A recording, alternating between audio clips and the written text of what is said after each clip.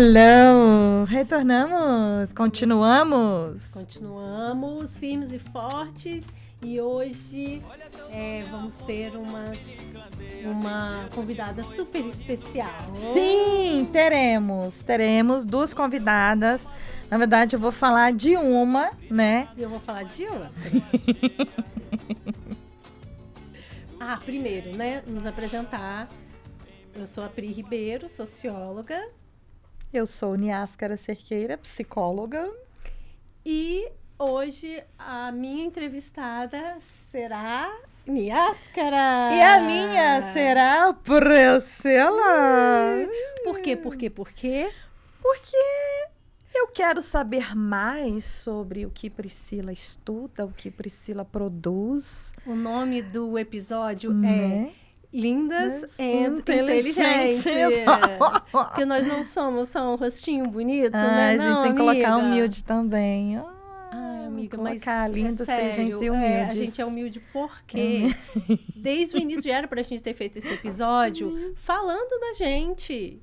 Que a gente estuda pra caramba, a gente trabalha pra caramba. Temos, né, uns aninhos aí, né, já de experiências profissionais. E a gente nunca falou disso, né? A gente fala de tanta coisa, mas a gente não fala da gente. Assim, a gente teve uma série de convidados aí, pessoas maravilhosas que estavam conosco, né? Que trouxeram tantas informações, tanto conhecimento, tanta história poderosa. É verdade. E fiquem calmos que nós vamos colocar mais no Insta, tá bom, gente? Vamos colocar mais coisas. Pois é, e eu acho que esse episódio vem muito fruto da experiência que a gente teve do último episódio com a Mônica, falando sobre a história de vida dela, da transição de carreira. E eu acho, assim, o quanto a gente tem que se valorizar por tudo que a gente já estudou, por tudo, né? Por tudo que a gente tem de conhecimento, que nada se perde, você nunca começa do zero.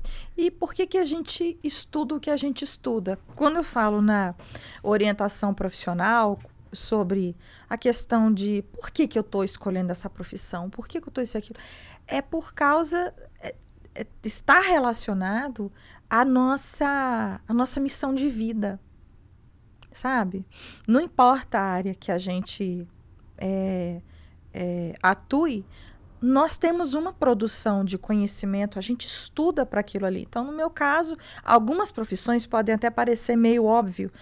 Você está produzindo para ajudar outras pessoas, mas esse episódio é para a gente fazer um convite para as pessoas também de que o que você estuda, o que você faz, também contribui para o bem das pessoas, da humanidade. E a humanidade não é o mapa, o globo, não. A gente está falando da esfera onde nós estamos inseridos, dos colegas de trabalho, das pessoas com quem a gente troca conhecimento.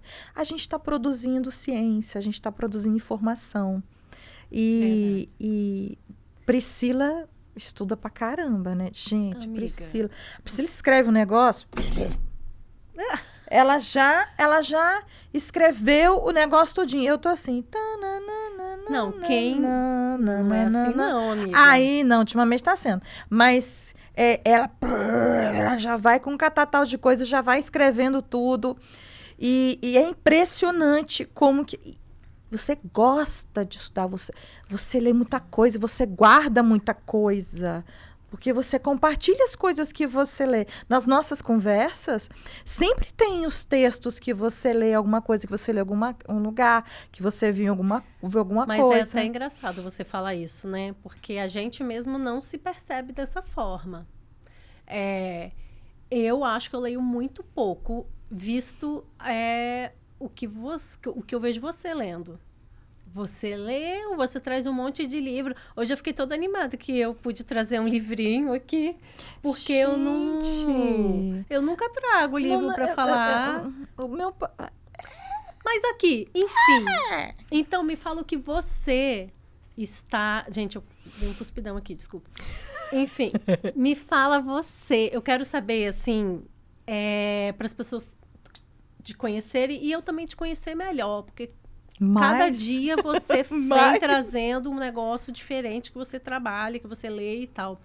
Então, eu queria que você trouxesse um pouco sobre as suas experiências profissionais, como que foi esse caminhar aí seu na psicologia e o que você tem desenvolvido agora. Quais são os seus temas que você tem se aprofundado nos estudos? Que coisa, né? Tô aqui pensando. Quando eu me formei, eu tinha uma ideia de trabalhar com criança e adolescente e tal. E com o passar do tempo, já são agora, esse ano fez 14 anos de psicologia, 14 anos formada. E eu falei, gente, a garganta tá meio ruim hoje. Quem está nos ouvindo, pardon. Nossa, aqui em São Paulo tá muito frio, né, gente. Nesse período que a gente tá gravando esse episódio, tá brabo. A minha rinite tá muito atacada, mas e aí eu já achava que eu ia trabalhar com criança e adolescente, com infância e adolescência para sempre. Só que eu fui vendo, né, principalmente nas minhas experiências aqui em São Paulo, me trouxe 2 pontos.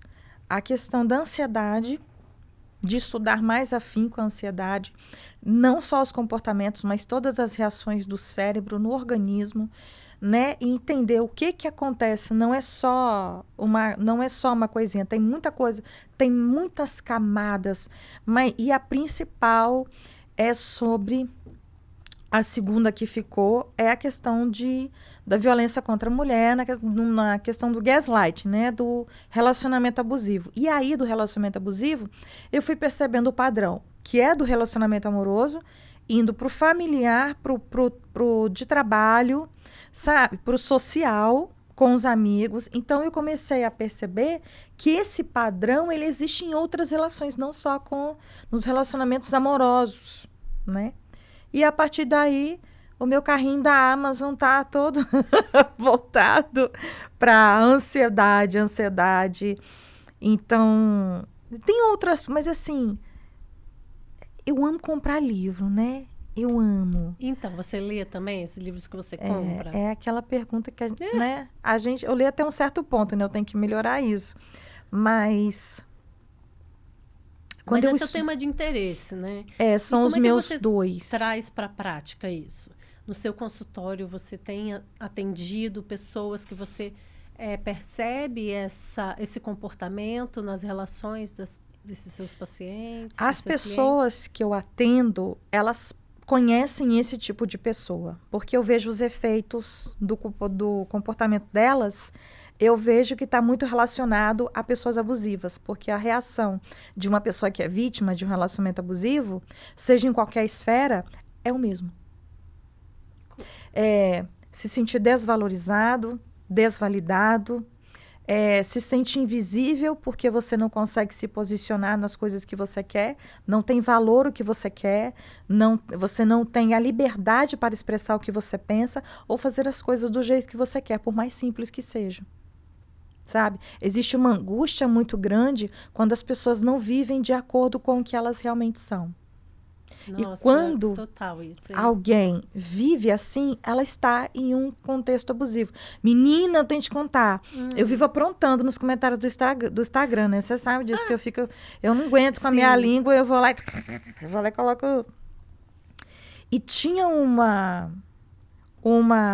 publicação da Você S.A., eu acho que e falando sobre a cultura do almoço, que tinha que acabar com a cultura do almoço. Eu falei, mas que porcaria é esta? Eu não entendi isso, não. Eu lembro que você até me mandou, mas bizarro. Eu não entendi. O que é cultura? Como assim? A cultura do almoço são as pessoas saírem para almoçar com seus colegas de trabalho. Gente, essa é a cultura do almoço, eu não sabia disso. Eu não sabia que as pessoas não gostavam. Por que eu tô falando isso tudo, né? Porque quando eu olhei o vídeo, é como se as pessoas, hoje a geração Z, ela não quer, a Z, né? Ela não quer sentar mais com as pessoas, o próprio vídeo fala, essa coisa de, eu não quero saber sobre o fulano, do filho do fulano que tá com nota baixa, ou não sei o que deu errado. Gente, tem muitas camadas aí. Eu fui lá e comecei a tacar o dedo ali, eu acho que umas 200 pessoas já curtiram meu comentário. Por que eu tô falando isso?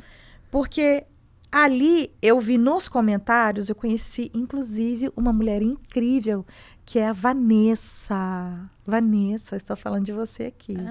Uma linda, uma mulher muito poderosa, concordando com o meu comentário, né? E existe o quê? O não. ela foi falando, e nos comentários também, mas as pessoas ficam olhando com cara feia quando a gente não vai pro almoço e tal. Então aí a gente não tá falando de quem não quer estar presente. A gente tá falando de pessoas abusivas. Porque o que eu vi ali, nossa, eu voltar lá no Japão, o que eu vi ali era um padrão de comportamento em que quando as pessoas não dizem não para os outros, se elas são forçadas a, por exemplo, ir para o almoço, quando ela não está afim, simplesmente fala, não, eu não estou afim de ir, tá tudo bem, eu vou cuidar da minha vida, eu tenho mais coisa para fazer. Só que, depois fica aquele climão e eu não sei o que fazer. Isso é gente abusiva. Aí eu botei no comentário. Então não é sobre o seu não, é sobre as pessoas não aceitarem o seu não, não aceitarem o seu não. Isso é gente abusiva. É verdade. Isso é gente abusiva. Então, e esse tema agora, ele me persegue, é um imã. Porque eu falo, não, peraí, por que não está aceitando? Por que você não quer aceitar o não das pessoas? E isso virou um imã, que agora toda hora está atrás de mim o tema do relacionamento abusivo. Eu acho que é um limiar muito... É um limiar, essa coisa do você ser o que você é, você...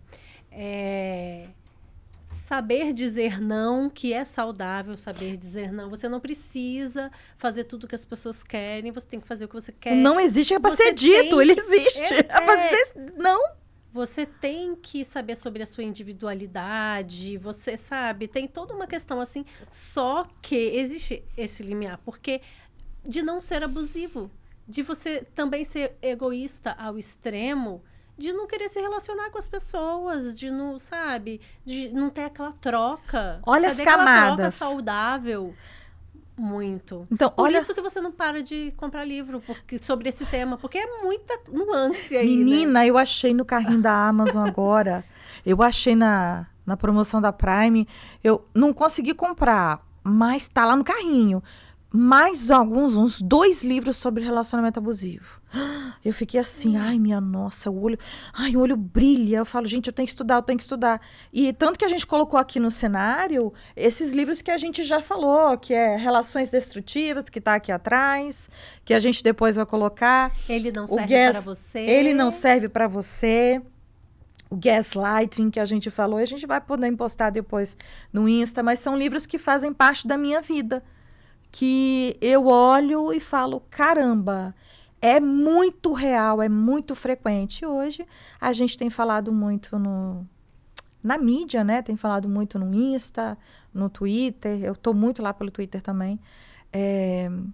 A gente precisa ir à caça dessas pessoas e a gente não aceitar, não deixar de existir, sabe? A gente não pode deixar de existir. Nossa, isso é muita coisa mesmo que envolve muitas coisas, né? E é verdade. E quando é uma relação não amorosa? O que você pode falar sobre isso, das suas pesquisas? O que é mais comum? Por exemplo, a gente ouve falar muito sobre relacionamento entre filho e mãe, filha e mãe. Uhum. Por que caminho, assim, você tem lido e o que você pode falar pra gente sobre isso? Eu tenho estudado muito, eu até compartilho com você, né? Teve aquela vez eu nem trouxe o livro, né? A Jornada da Heroína. Ela fala, peraí, deixa eu organizar meu pensamento. A relação de mãe é separar duas mulheres e não mãe e filha. Quando a gente olha mãe e filha, tem aquele papel mãe, a mulher, a mãe, a instituição sagrada, mãe. Mãe, você tem que escutar tudo que a mãe fala, você tem que respeitar o que a mãe fala. Mas e se a sua mãe está sendo abusiva? Se a sua mãe está te colocando para baixo? Se sua mãe, quando você fala, nossa, mãe, olha o que eu fiz. Nossa, podia ter feito melhor, né? E essa mãe tem 60 anos e você tem 40. E aí, o que você faz? O que você faz com isso? Sua mãe está sendo abusiva? Tá. A mãe que puxa para baixo, a mãe que não incentiva a filha, a mãe que não quer saber sobre a vida da filha, das conquistas dela. Mas e aí que tá? É porque essa mulher, ela tem dificuldade de aceitar que a outra mulher, que é a filha dela, está vivendo coisas que ela não viveu. Nossa. Então, dentro dessa relação de mãe e filha, é separar as duas mulheres que tem ali naquela relação. Isso. E isso tem sido absurdo, porque tanto as mães que forçam as filhas a fazerem o que elas não fizeram na vida, do tipo, eu vou me realizar em você, né? Aquelas mulheres que ditam muito as regras para suas filhas, e as mães que não reforçam, não incentivam, não motivam, não dão aquele reconhecimento do que a filha está fazendo. Por quê? Porque ela não suporta que outra mulher esteja fazendo o que ela não conseguiu fazer. Isso é pesado. Muito pesado. Isso é pesado. Pesado, e é real. Até para quem está assistindo e se reconhece, dificuldade de se reconhecer, na verdade, nisso, entendeu? As mães e eu acho também os filhos reconhecerem que os pais estão sendo desse jeito. Eu tenho muitas, já tive muitos casos de mães que eu quero que você use este anel. Eu quero que você use esta bolsa. Não, mãe, mas eu não quero. Mas eu quero que você use. Então, isso vai da bolsa, do anel, do sapato, das escolhas na vida, e a gente não percebe. Mas aí, amiga, eu acho também que existe a pessoa que é abusiva, mas também existe situações abusivas, né? Sim. Porque não algumas coisas... Por exemplo, você falou isso aí, eu quero que minha filha use tal roupa, tal, não sei o quê, tal anel, né? Você deu o exemplo do anel. Mas com as outras coisas da vida dela, ela não se importa das escolhas da filha. Pode existir isso também, né? Não vem só num ponto. Vem em outros. Não é isolado. Sim. Começa com a cor do esmalte, a roupa, o sapato, o cabelo. Porque a gente escolhe as coisas que a gente quer. A gente pode ouvir opiniões, mas não seguir. A gente escuta as opiniões, a gente assimila e depois a gente vê o que a gente quer, o que a gente quer pegar ou não, sabe? Só que quando uma pessoa começa a entrar muito numa área da vida, ela vai entrar em todas. E ela é de uma forma muito velada. Entendeu? Esse cabelo seu não fica bom assim. Melhor cabelo comprido. Porque ela acha que fica bonito pro cabelo comprido. Porque ela quer o cabelo comprido, ou porque o cabelo comprido dela não é tão bonito como o da filha. Entendeu? É uma coisa assim muito louca. É uma coisa muito louca. É como se familiar, quando ele é abusivo, é quando a gente não tem oportunidade de escolha. Porque eu acho assim que a gente tem até que ter cuidado na hora de falar isso. Sim. Porque os pais, eles fazem isso mesmo, assim. Até não importa a idade, eu vejo, sabe? Coloca o agasalho, minha filha. Desde esse ponto Sim. até... eu não gosto disso. Algumas eu não gosto coisas... que você use esse tipo de roupa e tal. Só que, assim, a persistência, a forma como fala... né? Você tem que ver a sutileza das coisas e como você se sente. Não é você que me ensinou isso. Como você se sente. Bingo. Porque, assim, minha mãe me critica com algumas escolhas, sei lá, de roupa já até. Só que, tipo, eu não fico mal. Eu não vou tirar a roupa chorando. É isso aí. Por exemplo, todo mundo sabe que eu gosto de unha diferente. Eu gosto, tanto que hoje eu pintei uma unha de verde musgo. Lindo. E alguns dedos, só que alguns dedos, as mãos estão diferentes. Elas não estão do mesmo jeito. Eu adoro. Então, eu estou com uma unha verde musgo e a outra, e na mesma mão, um esmalte dourado, né? Meio um pouco nude, não tá tão assim aparecendo, mas nossa, que tá um brilhinho. A minha mãe não gosta de unha assim. Você já falou comigo. A mamãe, ela gosta da unha toda de uma cor só. E teve um dia que eu pintei a minha unha toda de uma cor só. A mamãe, minha filha, é porque, né, que chique, né? A unha assim toda de uma cor só, né? Aí eu falei, mãe, Larga de ser tóxica. Eu brinco com a mãe, que a mamãe sabe que eu brinco com a mamãe, que me conhece fala, mãe, lá que você tá tóxica, tóxica, tóxica, que faz comida gostosa pra você. Nossa, jogando na cara! Aí eu entendi o quê? Vocês começam a rir. Começa a rir, porque eu entendi que a minha unha ficava bom pra mim, mas ela não gostava da unha daquele jeito. É sobre ela, não é sobre mim. Uma coisa são recomendações, orientações, são ideias, são sugestões. Outra coisa são mandos. Exato.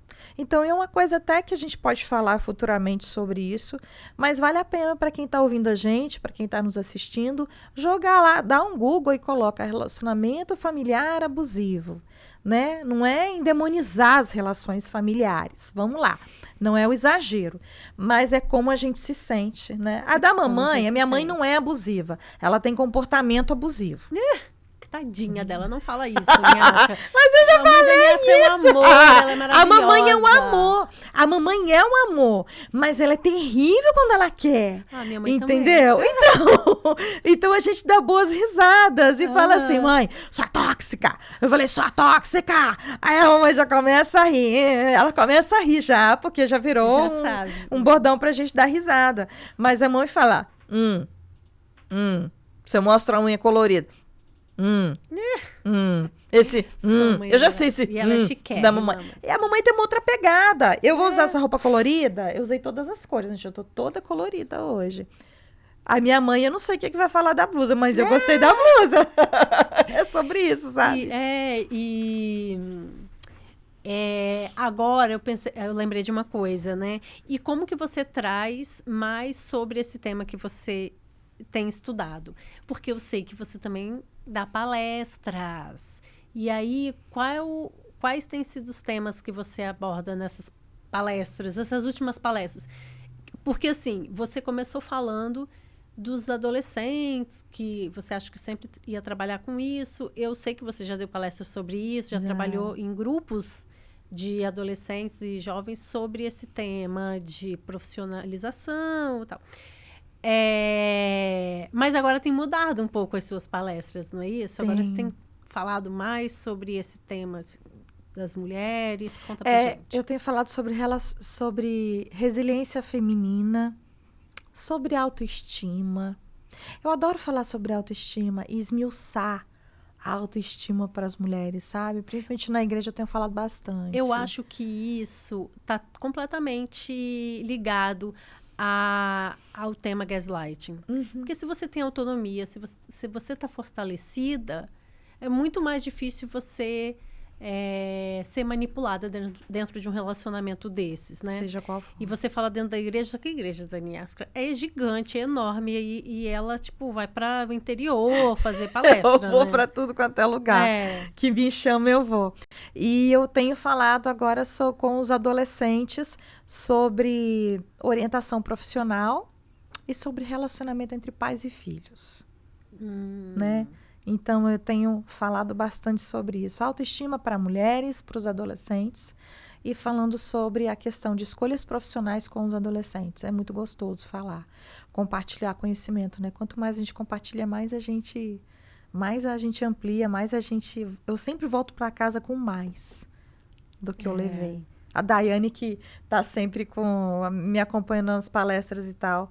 É muito gostoso poder falar abertamente com os adolescentes sobre, por exemplo, masturbação, pornografia, sabe? Eles abrirem um jogo sobre drogas e tudo mais, como eu e a Daiane já teve oportunidade de fazer também, fazer um cara a cara, sabe? E falar, abre as perguntas aí e vocês perguntam o que vocês quiserem. Então, tem isso também. Então, é muito gostoso fazer troca com as pessoas. Ai, os adolescentes devem adorar, né? E eu demoro para voltar a dormir, né? Porque quando eu chego, eu fico elétrica. Claro, como? Elétrica. A minha cabeça... Eu começo a escrever coisas, porque demora para baixar a adrenalina. Imagino. Mas, falamos aqui de mim, mas vamos parar de falar de mim? Não, antes, você quer falar sobre os seus livros agora? Que você trouxe, que é um exemplo dos livros que você lê em que que baseia esses seus estudos? Olha, aqui eu trouxe alguns aqui, que a gente já havia falado no episódio do relacionamento abusivo, que é o fenômeno gaslighting, que ele explica sobre também a postura abusiva com líderes, tanto religiosos e líderes políticos. A gente tem muita coisa por aí sobre família, amigos e relacionamentos amorosos. Nossa, potente, hein? Abre um leque, por exemplo. Abre um leque, esse negócio aí de religioso e tal, infelizmente, né? A gente ouve de vez em quando umas coisas assim. Eu já tive amigos que não aceitavam muito bem quando eu ia, falava que eu ia, mas chegava no dia, eu não estava bem para ir. E eu era muito... Ai, qual é a palavra? Caramba, Priscila, me ajuda. Como que é? Eu não era acolhida. Sei. Reclamavam. Poxa, né, as crafuras. E tal. Ai, você né? me elogia super. E eu sempre falo isso, gente, com a Priscila. A gente ia sair sábado, né? Aí tava tudo programado pra gente ir na Moca, pra atrás de que? Comida. Aí você me mandou mensagem. Não, Ni, eu consegui um ingresso pro show tal, não sei o que, vamos, show não. Eu não tô pra show, não. No momento, eu tô com a minha interação social muito reduzida. E eu não te falei, mas eu consegui o ingresso pra você. Você falou. Só que eu já imaginava que você não ia. Por causa disso.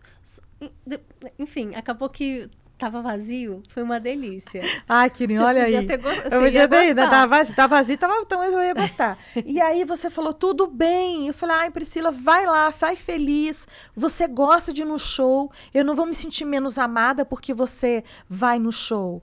Eu fiquei feliz porque você gosta de show. Você gosta dessas coisas. Então eu fiquei feliz porque você tá fazendo uma coisa que você gostava. E quando eu digo não pra você, você fala, tudo bem, amiga, se cuida, tá? Isso é saudável. Nós não estamos falando de relações perfeitas. A gente está falando do outro ter o direito de escolher e dizer que ele não está afim de tal coisa porque ele não quer.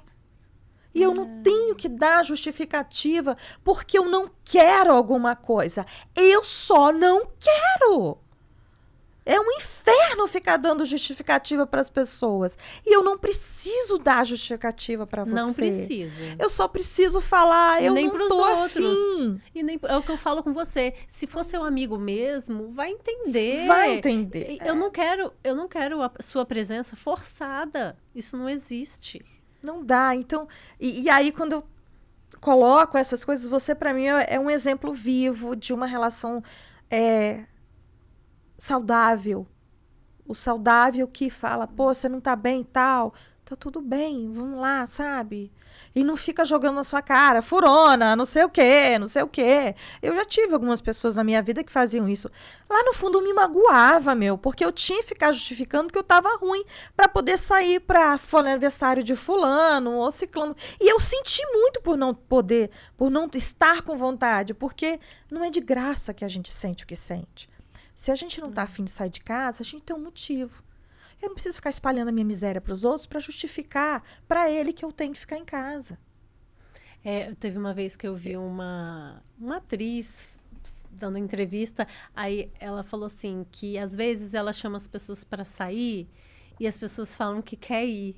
Aí ela fica assim, ai, que merda, agora eu vou ter que ir. Aliás, que era um pouco assim. Mas eu também. Não, mas tem coisas que eu também sou assim. Tem coisas que eu também sou assim. E eu acho que essas pessoas que ficam insistindo é porque elas sofrem por ficar dizendo sim para todo mundo. Exato. Na verdade, elas também querem falar denuncia. Não é, eu acho. E vamos lá, volto a falar. Não estamos falando de pessoas perfeitas. Quando eu falo de relacionamento saudável, é de permitir. Se eu tô bem, eu vou. Se eu não tô, eu não vou. Isso é um relacionamento saudável. E você simplesmente não precisa estar mal. É só você não quer ir. Ponto. Nossa, tá vendo? Tá vendo? Você fala as coisas mais do que eu mesmo. Exatamente. Você pensou exatamente com perfeição. Nem chegaria a essa linha de raciocínio. Exatamente. Eu não preciso estar mal. Eu simplesmente não tô afim. E eu quero ter um dia de pijama. Nossa, eu vendo adoro. dorama. Annyeonghaseyo. Então é isso. E é muito chocante você lidar com esses temas, porque dá gatilho também de coisas que eu já vivi e que meu paciente não precisa ficar sabendo da minha vida pessoal, porque o interesse é a vida dele, não a minha. Na minha eu falo da minha terapia, Sim. né? Mas é muito bom e ao mesmo tempo você vira um imã, sabe? É como o algoritmo, quando você fala alguma coisa, o algoritmo vai atrás e vai jogando um monte de coisa. É assim comigo na vida. Que bom, isso significa que você está no caminho certo, né? Mas eu tô em expediente? Ai, quase sempre. Mas eu gosto tanto de estudar essas coisas. Depois que já entrou na minha vida, eu não consigo mais tirar. Porque aonde vai, a gente vai compartilhando as coisas, sabe? Então, dos livros que quem vai assistir o YouTube vai ver. E esse aí que está na sua mão? Esse livro aí que está na mesa com você? Esse aqui, ele é muito lindo porque eu também encontro poesias relacionados aos temas que eu leio, né? A questão de relacionamento abusivo ou ansiedade e tal. E esse aqui é uma coisa que eu gostei, é um livro que eu gosto muito, que é o Faça a Sua Coroa de Gelo Brilhar. Né? É um livro bem famosinho. E Quem é o autor? Amanda Lovelace. Assim, gente, acha esse livro nas feirinhas de R$10 também, tá, gente? E fala assim, diz a irmã mais velha, toda garota tenta sobreviver num mundo perverso, que lhe diz que ela nunca será boa o suficiente, seja lá o que fizer. Pode ter certeza, não há nada de errado com você, nem nunca houve. Portanto, nem ouse tentar mudar nada em si mesma. Qualquer um que mereça estar ao seu lado enxergará que você já vale mais que um diamante. Olha que isso me arrepia, porque eu já estive em muitos lugares onde as pessoas me forçaram para caber. E não era para eu estar lá, o que eu não era boa o suficiente. Não. Para aquela situação, pode ser outra pessoa. Mas eu sei que eu sou suficiente. Eu sei que eu sou. Então, isso é uma construção.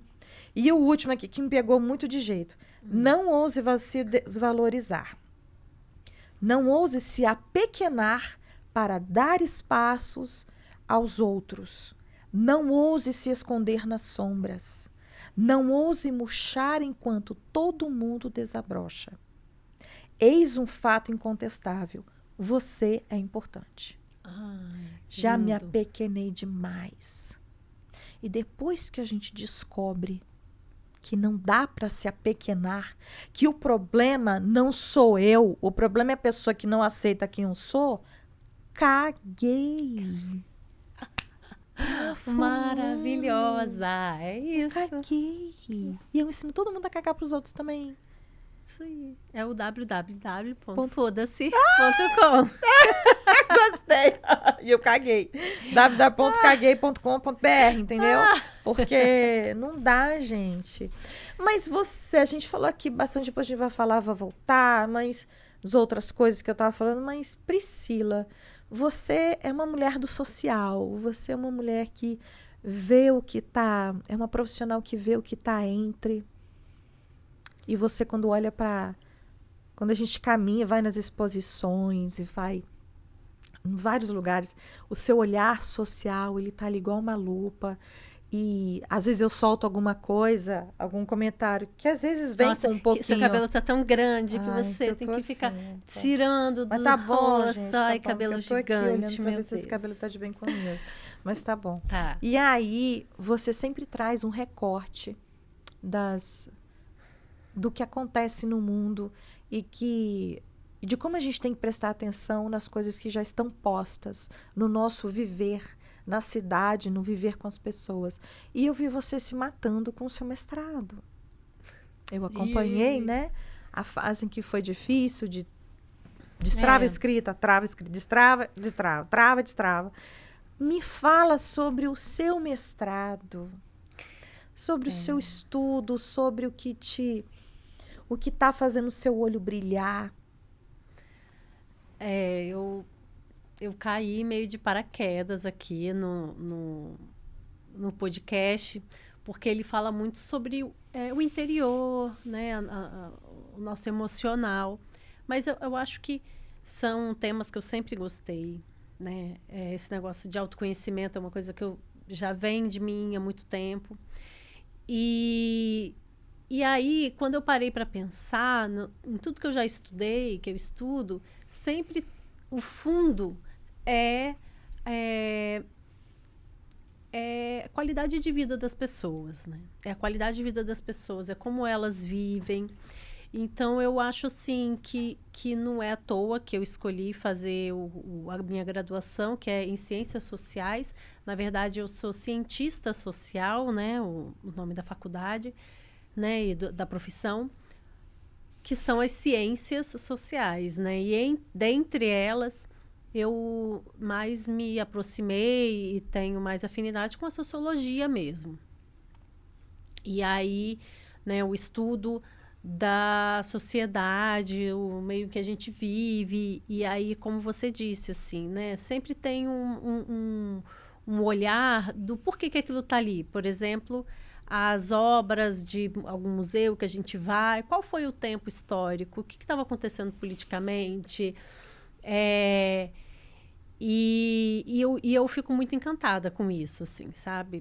É uma luta, não é uma profissão muito fácil, ainda mais que eu sempre fui para o lado da pesquisa e eu sempre fui para o lado da iniciativa privada ou terceiro setor. E a maior área de trabalho para o cientista social é a academia, né? Só que eu não me identificava muito. E aí, tanto é que eu também tenho uns 14 anos de formada. Não, a gente está em 2024. Menina, então, quando você falou, eu pensei, gente, igual a mim. Ai, gente. Formei em 2010. E eu só fui fazer mestrado 8 anos depois, 9 anos depois. Porque eu ficava nessa de, eu quero estudar, porque eu quero conhecer, aprender, pesquisar. Não porque eu quero ser acadêmica, né? E todos os cursos dessa área da sociologia e tal, eles são muito acadêmicos, né? A sua alma é pesquisadora. Priscila, eu sempre falo, sua alma é pesquisadora. Você ama descobrir as coisas, aprofundar. E aí, eu também gosto de ver um sentido nas coisas. E eu acho que foi um dos motivos de eu ter sofrido tanto no mestrado. Porque, às vezes, eu me perdia. E eu entrava em crise. Eu não sabia... Não, peraí, isso é importante? Falei, isso é importante? Isso tem relevância social? Que é até um dos critérios de avaliação do mestrado. Né? Ver se sua pesquisa ela tem essa relevância social, essa relevância para a sociedade.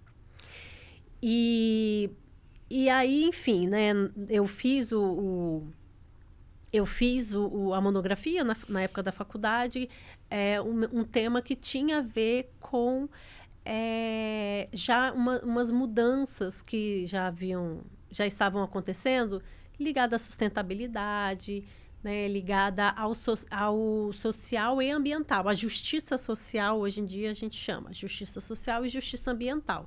Lá em 2010, quando eu fiz a minha monografia, esses nomes não eram esses conceitos não eram bem definidos ainda. Uhum. E aí, quando eu vim para a minha dissertação, no mestrado, já eram conceitos mais divulgados e tal. Então, tem essa coisa do que tem um impacto positivo na sociedade e o impacto positivo no meio ambiente, né?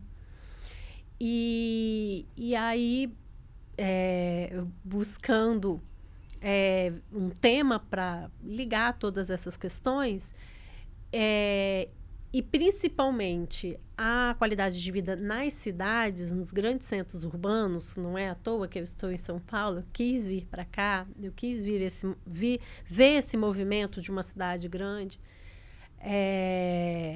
que eu gosto muito, assim, de coisas urbanas, enfim.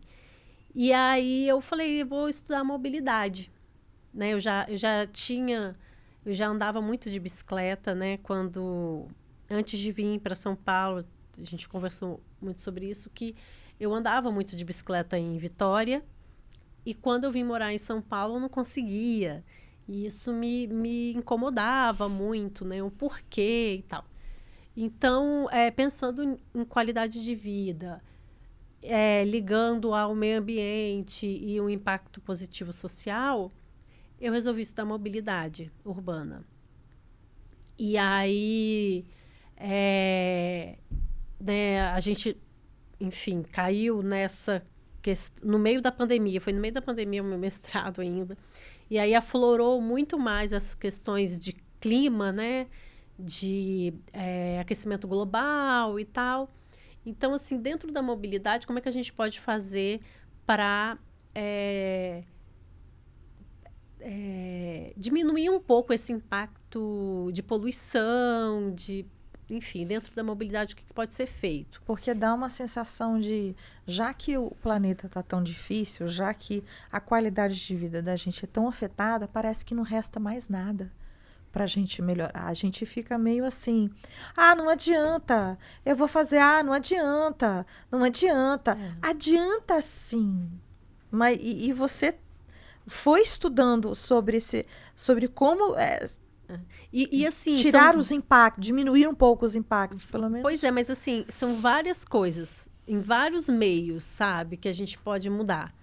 Que a gente pode fazer ações que minimizem a poluição, o impacto ambiental. A gente tem estudos em novas fontes de energia, né, que a elétrica, mas para mim há controvérsia, para mim a elétrica, o impacto vem por outro lado, mas enfim. Então, tem outras questões, né? Enfim, tem outras matrizes energéticas, mas aí eu escolhi a mobilidade. E aí eu falo muito sobre a questão, a gente pegou essa coisa energética, por exemplo, dos automóveis. Os automóveis movidos a combustível fóssil, que é altamente poluidor para nosso meio ambiente, né? E aí, o que a gente poderia fazer para minimizar o uso desse automóvel? É muito difícil você substituir o carro, né? Muito difícil. O carro realmente é imbatível, assim. Muito eficiente. Mas para o meio ambiente é uma bosta, assim, sabe? Eu não estou falando um carro, eu estou falando de avião, o combustível diesel é muito poluente também. Enfim, várias dessas questões. Mas aí, dentro desse mundo que pode ser estudado com esse tema, eu trago a bicicleta para a gente repensar se algumas viagens não poderiam ser feitas substituindo o carro pela bicicleta, ou até a pé mesmo e tal. Mas eu falo assim, em trajetos, né?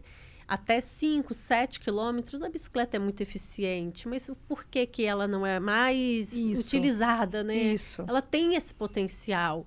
Então, eu trago como uma das formas... Eu analiso, né? Como seria se tivesse essa troca, se fosse mais difundido o uso da bicicleta, os impactos positivos que isso causaria, tanto no meio ambiente quanto social. Né? Imagina, as pessoas vão desacelerar. Elas vão passar a ver a cidade. Elas vão passar vai ser mais seguro. Quanto mais gente na rua, mais seguro. Agora, as pessoas dentro dos seus carros, né, individuais, dentro das suas caixas, traz mais insegurança pública mesmo. Enfim, então é nessa linha, bem diferente, né? Do que a gente aborda aqui, do que a gente traz aqui, mas é uma das linhas possíveis. E assim, como foi no meio da pandemia, minha pesquisa, eu peguei muitos textos que falavam do quanto o home office diminuiu a poluição, porque as pessoas deixaram de utilizar seus carros, a produção no mundo, em geral, diminuiu. Então, né, teve cidades que antes o nível de poluição você não conseguia ver a tantos quilômetros na sua frente e no meio da pandemia, né, sem esses gases sendo emitidos, você conseguia ver. Enfim, tem vários estudos que falam sobre essas coisas. Enfim, a qualidade de vida melhoraria muito se tivesse menos automóveis, gente. Eu sou muito defensora de transporte público. Muito defensora. São Paulo está muito atrasado. Muito atrasado. Já era para ter o dobro de linhas de metrô, porque a cidade é muito grande e esses cada transportes... dia mais gente. Mais gente, cada vez né? mais gente. E esses transportes públicos de massa, que eu digo, né? De massa, trem, metrô, que consegue transportar mais do que ônibus, eles não chegam onde realmente as pessoas moram. Porque as periferias, né? As áreas periféricas, não digo periferia, eu digo periferia de localização geográfica. É onde as pessoas mais moram. E para elas saírem, se deslocarem, é muito difícil. É incrível você pensar, hoje em dia, com toda a tecnologia que a gente tem, pessoas deixam de sair de casa por causa da dificuldade de mobilidade. Você traz muito a gente pensar fora da bolha, né? É olhar assim, mas a pessoa pode estar falando assim, mas eu vou falar sobre isso. Mas o que eu posso fazer para mudar? Não, eu acredito que pensar sobre o que você está falando já é sair fora da bolha. Aonde é o mundo, mas isso não vai ser possível. Ninguém está falando aqui sobre ser possível, sobre como vamos fazer, mas a gente pensar fora da bolha. Sim. E isso é uma coisa que traz muito aqui, cutuca muito as pessoas, porque traz o lado ignorante das pessoas, porque na ignorância que eu digo, na ausência de conhecimento, a falta de informação e de problematizar mais e de tornar mais acessível a informação quando a gente fala de mobilidade urbana. E eu acho que esse é o ponto, a bolha, sabe? Você também é isso. Você também pensa fora da bolha, em outras questões, né? Por isso que a gente dá tão certo, amiga. Teve uma vez que, olha que coisa interessante, teve uma vez que eu fui no seu trabalho, a gente foi se encontrar, a gente foi almoçar, e tava um calor desgraçado. E aí, a gente foi na loja do chinês para comprar leque. E quando eu entrei na loja lá, eu falei, gente, quem inventou o ar-condicionado tem que ir pro céu. Eu me lembro da sua resposta. Eu nem lembro. O inferno, né, amiga? Porque olha, todo o gasto, toda a poluição que todos os... A poluição que se gera, enfim, alguma coisa assim. Eu não lembro especificamente o que você falou. Porque o concreto, ele retém calor, né? E vidros espelhados. Ai, que brega. Hoje em dia, eu acho muito brega. Os prédios que são vidros espelhados, eles formam uma ilha de calor. Aí, o que as pessoas fazem? Tome ar-condicionado. E é o quê? Tem um impacto aonde...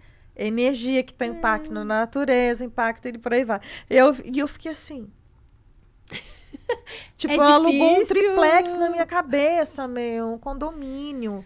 Porque eu fiquei pensando da necessidade da gente falar sobre essas iniciativas, falar sobre a vida, mas não só sobre o que a gente sente, mas também o que está fora, porque é o que afeta a gente também. No seu mestrado, o que você teve qual um ponto que você pode trazer que abriu a sua cabeça assim, nossa, eu quero estudar mais sobre isso? Várias coisas. Tocou mais, que você lembra agora. Menina, minha orientadora até me zoava, assim. Eu tinha que escrever 100 páginas. Misericórdia. Eu escrevi quase 255. O que eu tô falando? O que eu falei no início?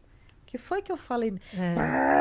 Já começa a escrever uma metralhadora. E a minha orientadora falava, Priscila, volta, foco.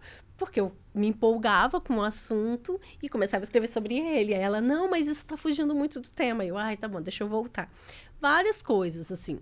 Mas uma coisa que eu vou levar para minha vida é o estudo de paradigma que eu abordei na minha dissertação. Porque a gente está passando por uma mudança de paradigma da mobilidade. Na verdade, a gente está passando por uma mudança de paradigma ambiental. Ligada a essa era da sustentabilidade, né? Tudo tem que como gera valor, como agrega valor, quando você vê que a parada é uma parada que é sem impacto ambiental, ou até sem impacto social mesmo, não, umas coisas assim. Isso sim, para onde eu olho, eu vejo essa questão da mudança de paradigma, entendeu? Que a gente está vivendo hoje em dia. Uma coisa que a gente vê no dia a dia, que você vê no dia a dia, que traz essa mudança de paradigma com relação à sustentabilidade, com relação... Que a gente passa na rua e ou que a gente compra, a gente não percebe. Não, então, é muita coisa, assim. Se você parar para pensar, é muita coisa que antes não existia. A gente não tinha preocupação, por exemplo, do material da nossa roupa. E hoje, quando você vai na loja, a etiqueta tá 100% orgânico. Embalagem de shampoo reciclável, alguma coisa assim. Isso não tinha há pouco tempo atrás. Porque eu tenho mania de ler rótulo das coisas, né? Mas e eu fico lendo rótulo de shampoo. O tanto de produto que agride menos o meio ambiente, agride menos o nosso organismo, porque é feito produtos naturais. Cruel free. Sim. Então, toda essa preocupação social e ambiental que hoje os produtos eles têm e eles se preocupam em ter. Esses dias eu fui comprar um creme de mão e o rótulo estava escrito que era uma embalagem reciclável, porque quando você abre, ele é de enroscar. E um buracão dentro você consegue colocar. Quando acabar, você coloca... Comprar o refil. Eu comprei ele só por causa disso. E não só comprar o refil, como eu posso colocar qualquer outro creme que eu quiser. Eu comprei só por causa disso. A embalagenzinha bonitinha lá vai durar um tempão. É a mudança. Coisas que passavam muito batido, hoje já tem uma lupa em cima. E gera valor. As marcas estão investindo cada vez mais nisso. Eu não me sinto mais com...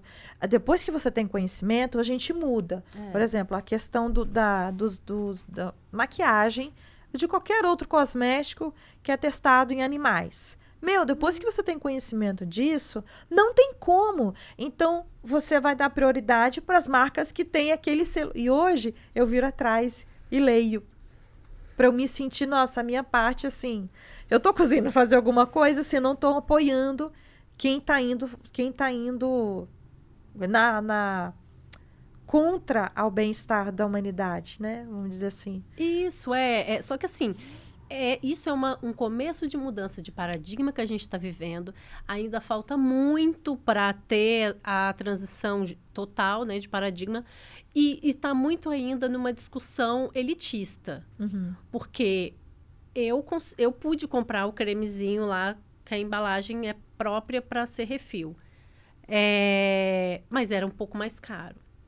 As pessoas não têm dinheiro para isso. Então, ainda tem essa noção, ainda tem essa discussão muito grande dentro de uma bolha econômica. É isso, assim. Esses dias eu estava vendo uma pessoa falando, não lembro quem, na verdade foi uma televisão, que os jovens de uma periferia no México e tal, estava fazendo um desperdício de alguma coisa.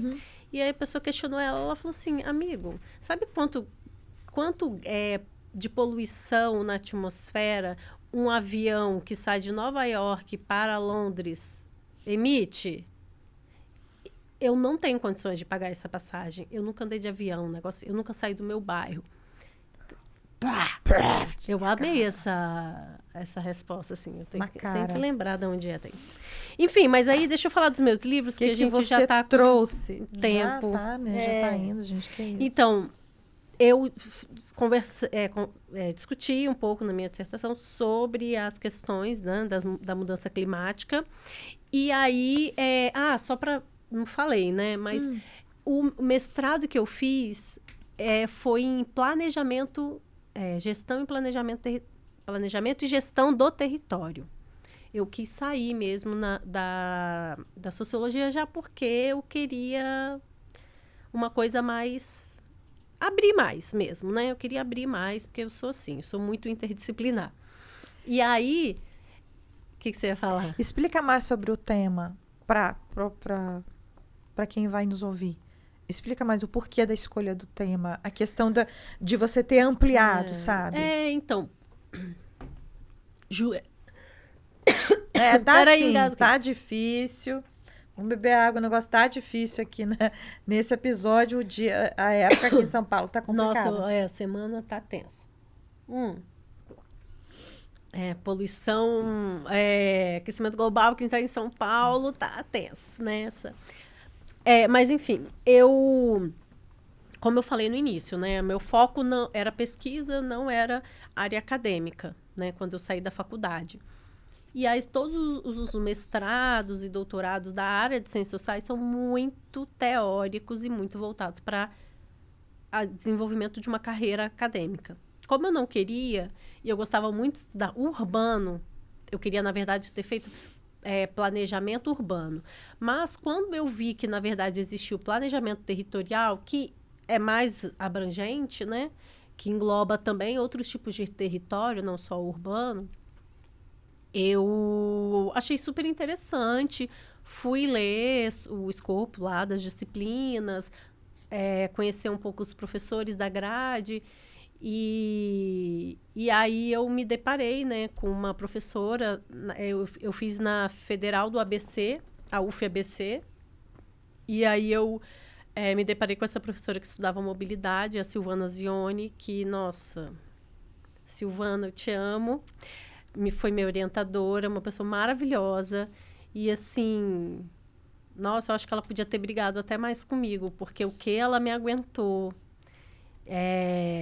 Eu no meio das crises lá, né? E ela, Priscila, olha, então, você tem que escrever. Mas, enfim, então, abriu um leque maior. E aí eu pude trabalhar... Aí esse mestrado na UFABC, né, de planejamento território, é um mestrado interdisciplinar, é um programa interdisciplinar. Eu estudei com gente da arquitetura, da geografia,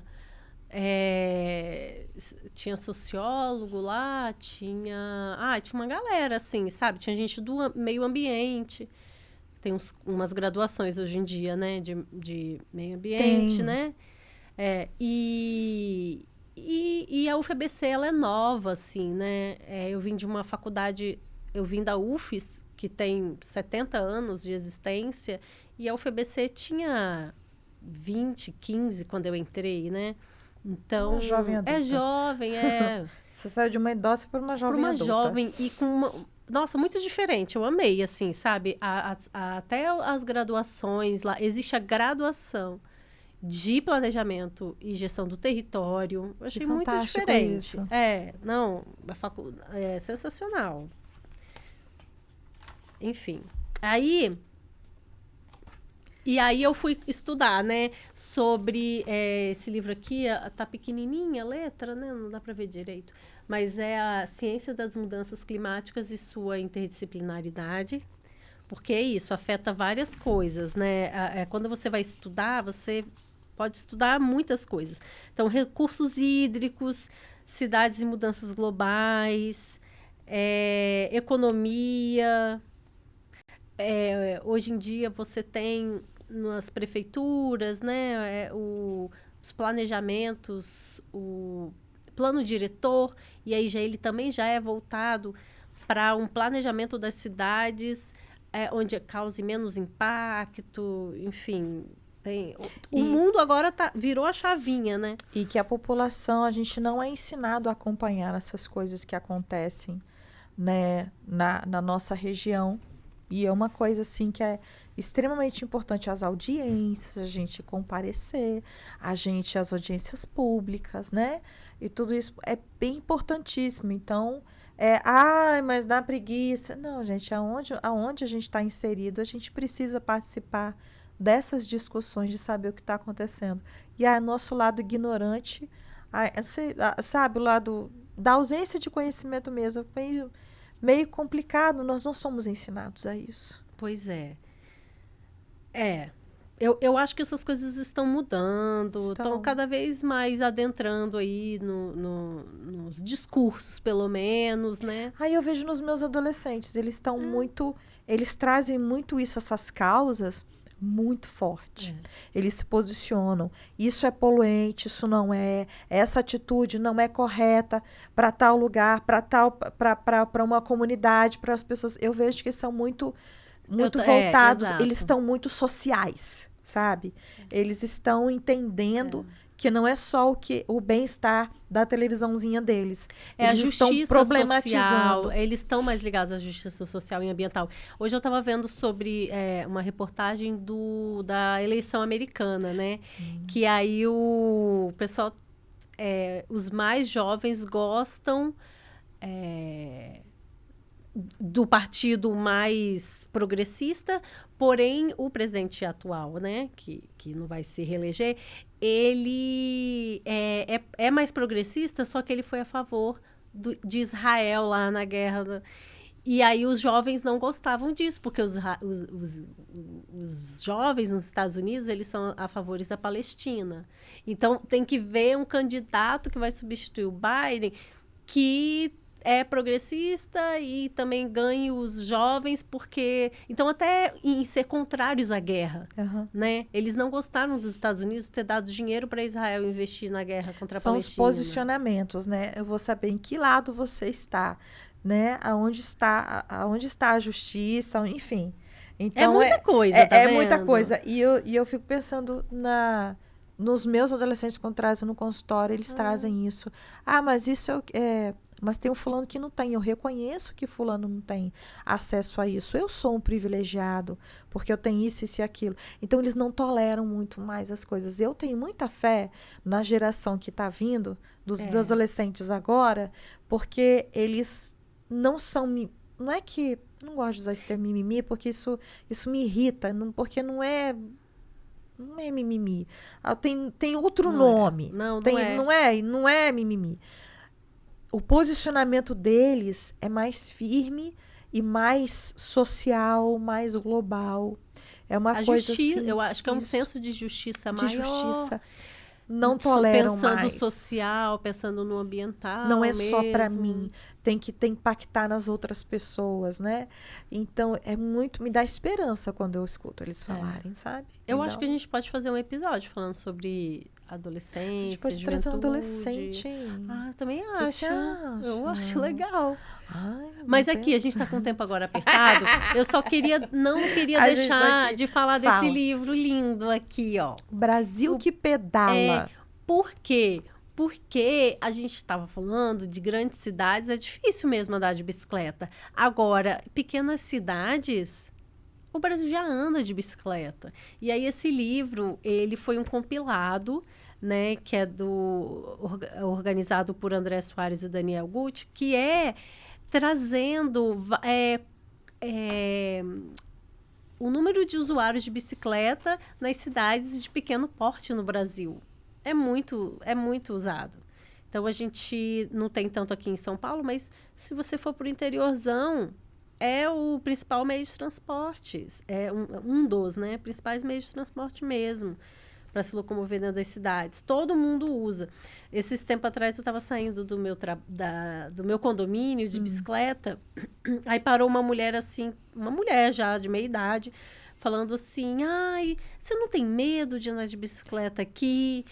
Aí ela contou, né, que ela veio de uma cidade do interior de Minas, e lá ela andava de bicicleta, mas ela chegou aqui e a família dela não deixa ela andar de bicicleta. Olha isso, me marcou muito.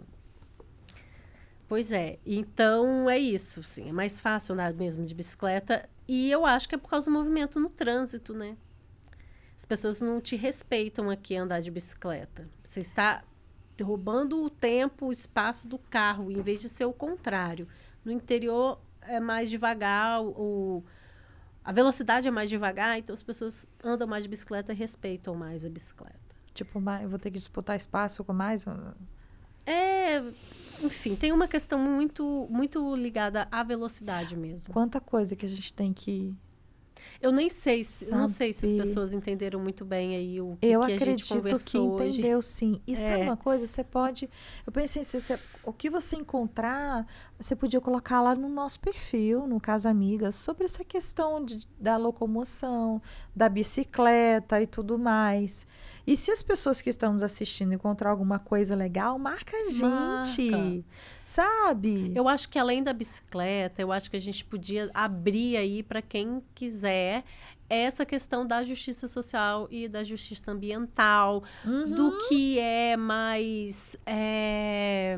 o que causa menos impacto, o que faz bem para... Sabe? O que faz bem... O que faz bem. Faz bem para a vida... Não é uma questão... É uma questão que a gente já tem muitas dificuldades no nosso dia a dia. E a gente está buscando um futuro melhor. E aí, esse futuro melhor só vai vir com a geração de impactos positivos. E ele não vem de uma hora para outra. Ele vem de pequenas ações como a gente tem. Do estudar, do saber, do se informar. Né? De entender o que acontece fora da nossa bolha. É saber a contribuição que a gente dá. Quando fala na roda da vida, né, que eu trago muito isso para a gente pensar sobre a vida de modo setorial, vamos dizer assim, tem lá a parte de contribuição social, que é o que? A gente não é só trabalho, a gente não é só estudo, a gente não é só família, a gente é um monte de coisa. E tem a parte lá da contribuição social. O que eu estou fazendo para melhorar aonde eu vivo? Pois é. Mas é tanta coisa. Não interessa o tanto de coisa que tem para fazer. Faça. E a parte de entender que o que a gente faz está impactando na humanidade aonde eu estou, sabe, na comunidade que eu estou. Porque é assim que se a gente não tem... E são pequenas coisas que você pode fazer, né? Isso. É esperança, isso alimenta a esperança das pessoas, sabe? E isso é o que faz a gente acreditar que as coisas podem ser melhores. Se a gente para de contribuir para o universo à nossa volta, a gente vai morrer mais rápido. Porque o que move a nossa existência é o que a gente pode contribuir para o bem-estar das outras pessoas. Sim. É a gentileza, é a carona que você dá para o fulano, é a ajuda de fulano para atravessar a rua, ou não jogar o papel no chão. É, coisa simples, né? Sabe? São coisas assim. Economizar água na sua casa. Isso. Há pessoas que discordem e tudo mais, porque realmente não é a gente que, né? A gente gasta poucos litros de água, né? Em comparação a uma indústria e tal. Mas, assim... eu prefiro fazer do que não fazer, sabe? É isso. Então, gente, e vai dar tempo? Tem mais um, lógico que vai dar tempo. Não, eu trouxe errado. Não, tem esse aqui, que ele tá velhinho, eu comprei de um sebo. Que é o que é sociologia. Eu amo de paixão esse livro. Ele vai estar rasgando e eu vou continuar mantendo ele na minha casa. Porque ele explica o que é sociologia. E é pequenininho, mas... Nossa, é muito profundo. Priscila, o que é a sociologia? Ai, amiga, sociologia é mesmo estudo da sociedade. Vou dizer assim de uma maneira bem simples, mas olha só, esse livrinho, ele fala o surgimento, a formação, o desenvolvimento. Então, o surgimento veio com a complexidade da sociedade. Esse livrinho fala da Revolução Industrial, das divisões de classe. É muita coisa. Você não tem noção de... ele é pequeno, mas parece que é caixa do mágico. Que você vai puxando. É muito bom. E essa editora brasiliense, Ele tem vários livrinhos desse, né? Coleção Primeiros Passos. Tem um que é antropologia, tem um que é psicologia, tem um que é muita coisa. Pois é, o livro do propósito, eu não sei se vai dar tempo, amiga. Vai dar tempo, mas é lógico que vai dar tempo, eu não quero nem saber. Vai dar tempo, eu não quero nem saber. Nosso tarô psicológico, já que falamos Vamos sobre rapidinho, então. Conhecimento alinhado à nossa vida, né? Por que a gente... propósito. É o propósito, né? A gente estuda... Enquanto você escolhe o seu, eu já vou lendo o meu. Já foi. O que faz você se levantar da cama pela manhã? O que move você para montar o quebra-cabeça da sua vida? Ai, que legal. Ele te move, né? O que satisfaz você? Caixinha, ó. Propósito. O que satisfaz? Olha, eu acho que a gente pode continuar essa conversa outro dia, porque eu tenho coisas a falar. Que já abriu aqui com o tarô psicológico? Esse negócio de propósito. Eu ficava muito encucada com isso, né? Falei, ai meu Deus, o que é meu propósito? Não sei o quê. Mas assim, é viver. Não necessariamente precisa ser dentro de uma profissão. O propósito, ele não nossa. Eu não quero abrir, eu não quero estimular a ansiedade da sua cabecinha. Tema propósito. É isso! Beijo, gente! Obrigada por nos acompanhar e pela paciência.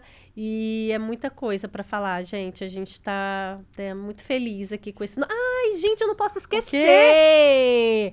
Olha só, esse episódio não foi à toa que a gente fez ele também. Porque agora eu e Niaskra, a gente faz esse podcast no nosso suor. Minha nossa! Tem que falar. Aí a gente precisa, para continuar aqui discutindo vários temas interessantes e tal, do seu apoio. Então a gente abriu uma contribuição no site Apoie-se.